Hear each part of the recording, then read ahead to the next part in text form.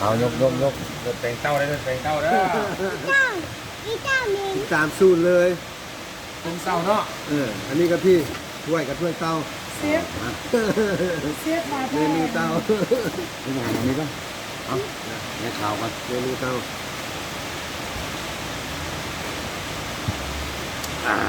ดูโปรแกรมดูฮอนดูโปรแกรมดูลง เห็นมั้ยไงร่มจอได้ยังบอก เห็นโอ้ข้างหลายป้าเล่นน้ำพืช หมอที่อ่านโอ้ครับ เสียยอดเลยป้ากระดองเต้า อันนี้ก็บอกมันคือกะปิมาไหม ดูผมเคยกินเถื่อนนี่ลองดู ไอ้เหลือเต้าดองเต้า บกวนพ่อ เอาบอก ลูกไปดูเพื่อนเพื่อนได้เห็นโอ้หอมขนาดเนาะ บอก ครั้ง น้ำ แร แข็ ก งนี่เขาดีวะฮอนดู แปลงเต้าเลย ครั้งแรก อืม โอ้ my god เอาเลยสับกะปินะ นี่ เอ็งก่อนนะ โมยังไงหอม เสียยอดเลยคนงานเนี่ยเลย เดี๋ยวเอาที่นี่ลงไหมลงมากินนะเอาแม่ให้ไปเนี่ยทิ้งตัวเนี่ยเมนูเต้าใครไว้ไม่กินเนี่ยก็ตายนะ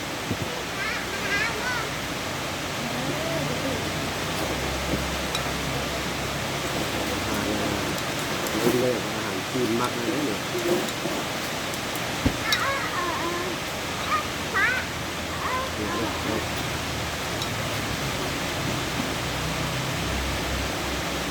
กะปิเด็ก นี่นะ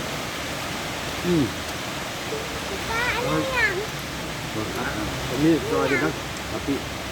บอกเราจะทานปีบอก ป้าอันนี้กะปิกะปิ นี่แหละกะปิเขา นี่ไอ้เนาะ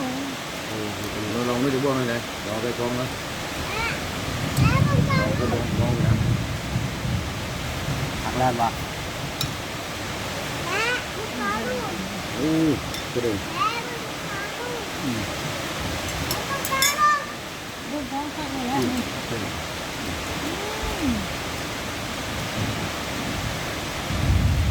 แซ่บเลยมากเนาะ มันราคากันดีเลยเนาะเอาละโอ้ฟังอันนี้ดีกว่ามาเลยไม่เยอะหรอก รู้น้องมั้ยมันมีสองความซีนเลยซีนอยู่เลย มันมีเลย นะกิน ม้ามันอะไรนี่ โอ้กินเลยนะ ทำมาแล้ว อันนี้มันก็นุ่มๆนะไม่ได้ขนาดนั้นตีนเจ้านุ่ม อีเปื่อยแล้วนะ นี่ตีนอยู่นี่เลย แซ่บขนาดไหน ถ้าได้อันนี้แต่อันนี้ เอานะ นี่ละ ได้ นี่ละ มา นี่ละ เนี่ย นี่ละ มา นี่ละ ได้ นี่เอาให้ในหลังนี้นะนี่อะไรเนี่ย เฮ้ย มันสอดได้นี่ ต คือ อ ว่าน อันนี้บริษัทแล้วแต่ตอน ตัวนี้เหรอคือมีดดิ ผักนุ่มดีนะ ไม่ได้ แซ่บนิดหน่อย เปื่อยอยู่ โอ้พวกเราไม่ได้กินยาเท้าอันนั้นเนี่ยไป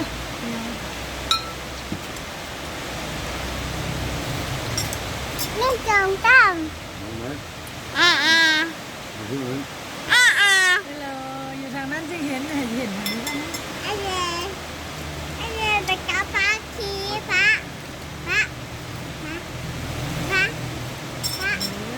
เราจะฟังกันเนาะ ไอ้บ้าปิ๊บปิ๊บปิ๊บปิ๊บ เอาแม่ป้อนมันหรอก ลูกถึงว่าแล้ว ถึงแล้ว พระ แม่จะบอกให้หรอกนะ ก็ใช่ พระพระเจ้าบ้า ไม่แปลงนะ พระ ทำไม พระพระพระพระพระพระเจ้าบ้า แม่ พระเจ้าบ้า เดี๋ยวใครได้ลูกนะฮอนโอเล่นนะใครเนาะ พระเจ้าบ้า มันจะมากินอะไร เอาเลยตีน นี่นะชี้เนี่ย พระเจ้าบ้า บ่อยเอาบ่อย แซ่บแล้วอร่อย เอาพี่อะไรดิมาดูดิ ที่กินแล้ว โอ้ยงยิงเด็ดได้เสียบมาแต่นั้นหนูว่า พระ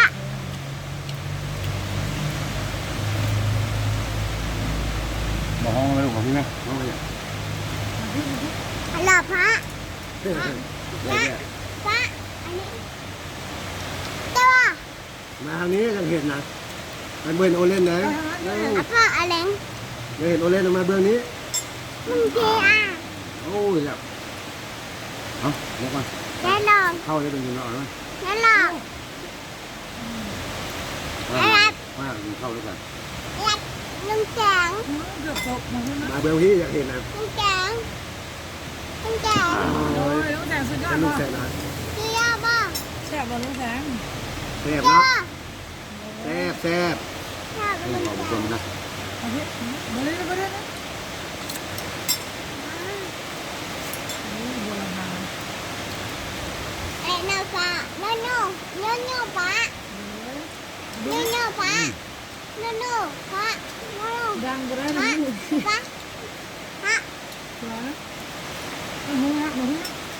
ง่ายให้แม่บอล มาชิมบอลมา นี่เหมือนกันนะ มันอ่อนมันนะทิ้งมือนะนี่ก็ทิ้งมือนะไปแล้วนะ ไม่ได้หรอก โอ้โหดิอ่อนดิ ไปแล้วนะ นี่นะนี่ในซีนที่เห็นบ่ เดี๋ยวยิ่งก็ทิ้งเต้ากับทิ้งอยู่ โอ้ นะ ยังไม่เล่นนางไม่แซ่บด้วย นางนั้นก็คัดกระดูกกระดูกเลย อยู่ที่นางแซ่บ มั วัน น แล้ว นุ่มเลยนะ กระสอน เนื้อหยาบเลยอยู่ บ่อู้แมว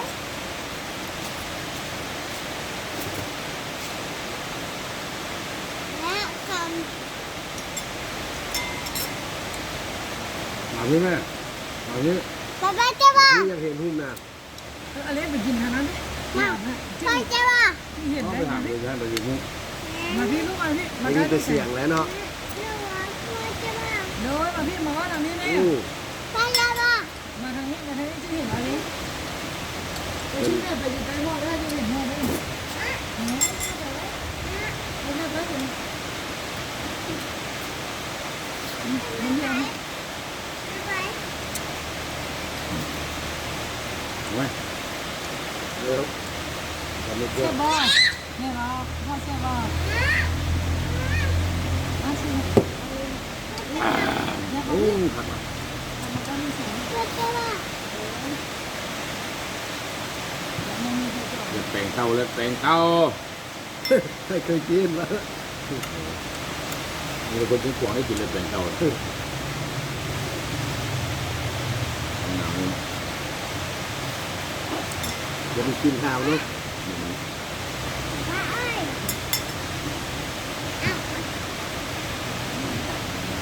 อันนี้ออกมาแล้วนี่เวลาอ่อนกินเนื้ออ่อนเอ้ยที่สิย่ำได้วันนอนมาได้ที่เตานี่ที่ อันนี้เหมือนกัน ไปเซกันอ่อนยังหลายอยู่ตอนมันนะ เรามีหลายประเภทนะประเภทนึงอ่ะมันบุไรเลยเราต้องเห็นในประเภทนึงอ่ะ ตัวนี้ชอบ เขาบดังให้เล่นเนี่ยเนาะ รีบจะทายเลย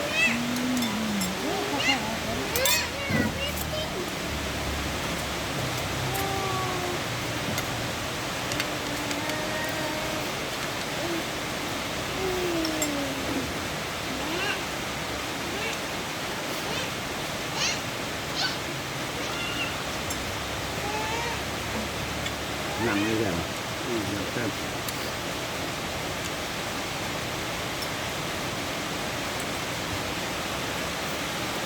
เออมันดูมันเนาะ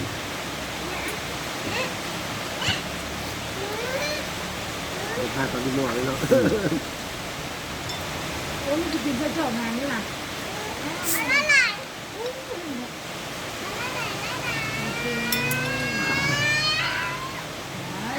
แล้วอุ่นเข้าอ่ะ เป็นแล้ว เอาเลยเอาให้ยังแก่เลย โอ้มันจะกินวาง นี่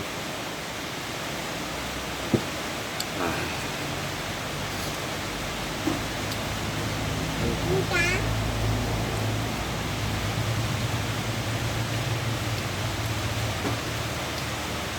ป้าขอดูแม่ เออ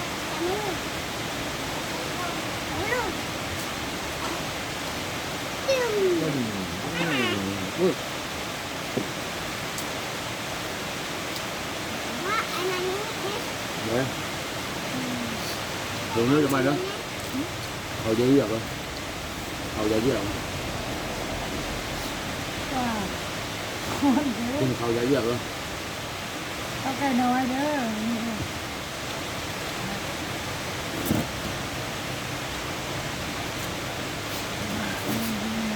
nhưng có cọc phải này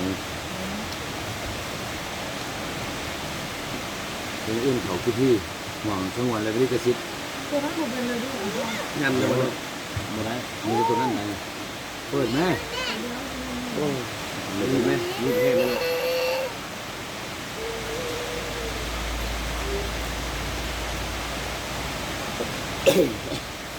นี่นะนี่น้อยเลย đấy nó không hiểu là nó bảy tám lòng rồi này này nè đây cái này nè này เจ้านี่กินยังไง คุณhầu giấy được ไข่เยอะ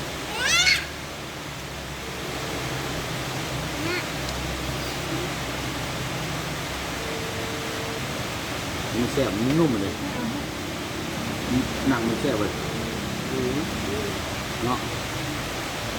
เห็นหนังกูดู ๆเจ้าหากระเบิดดิ เออนะนี่ก็ไม่ยืดเลยเนาะคือเนาะไม่ได้ฟังแล้วเนาะ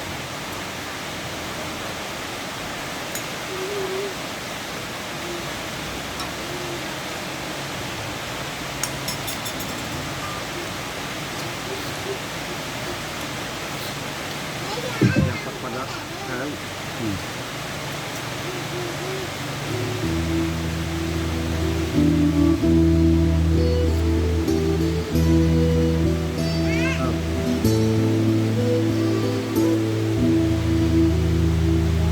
คุณเขาอย่าเลือกไว้เพียงผู้เดินทางผ่านไปที่ไกลสุดไกลเพียงคนเดินทางนั้นไม่มีวันสิ้นวงเวียนยังเคลื่อนไหวชีวิตมีวันสิ้นคนไม่มีวันพอ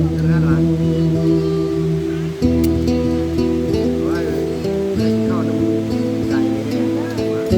เขาไม่รู้มาละเต่า เคยเห็นมาจากไหนหัวหุบพาไว้ไปไหนบ้างข้าท้องไปในแดนไกลคนทางยาวไกลผู้สูงหาสั่ง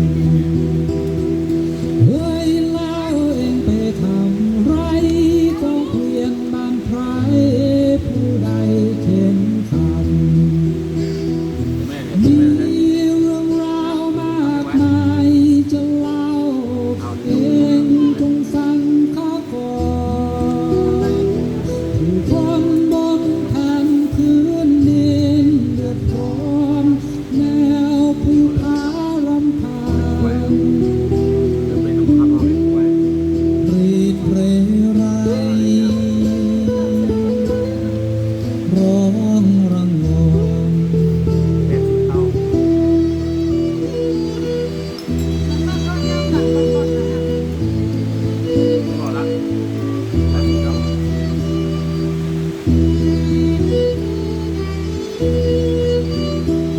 เต่าอ่ะมีซื้อเด็กเต่าโมหะ ลมพัดไม่ให้ไหวที่เจ้าไว้รู้เห็นทางลง เอาเลย เมื่อทบทวนกว้างไกลก็มีสมัยเหตุใจไว้คืนท่านเอ๋ยผู้ยากไร้มีเทวัน